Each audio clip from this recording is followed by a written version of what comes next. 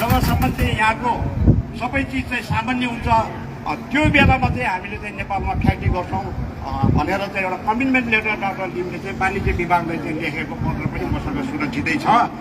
जस अनुसार आज हामीले सबैले धन्यवाद दिनुपर्छ डाक्टर लिमलाई। उहाँको अथक प्रयासबाट चाहिँ आज यो फ्याक्ट्री तपाईँ हाम्रो अगाडि आएको छ।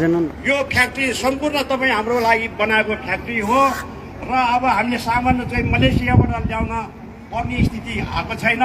अब हामीलाई चाहिने सामानहरू चाहिँ अब यहाँ बिस्तारै क्रमिक रूपमा चाहिँ यही उत्पादन हुन्छ। यो हाम्रो लागि गर्वको कुरा हो र यो फ्याक्ट्री हामी सम्पूर्ण नेपालीहरूको हो भन्ने कुरा म तपाईँलाई निवेदन गर्न चाहन्छु।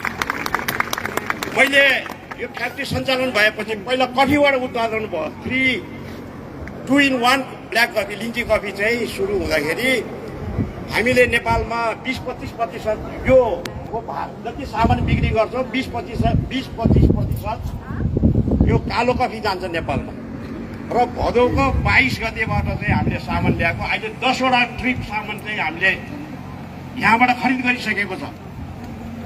जो मूल्य करिब 6 करोडको चाहिँ सामान हामीले लगिसकेका छौँ। 1,05,105 प्याकेट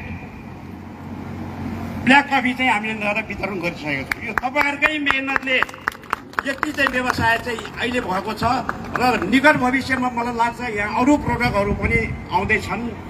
फाइदा के भयो भने भनाइ बेलामा चाहिँ हामीले सामानहरू पाइने, सामान चाहिँ सस्तो हुने र चाहिँ धेरैले रोजगार पाउने धेरै फाइदाहरू छ। त्यस कारणले यो फ्याक्ट्री यहाँ स्थापना हुनु भनेको तपाईँ हामी सबैको लागि चाहिँ एउटा भाग्यको कुरा हो।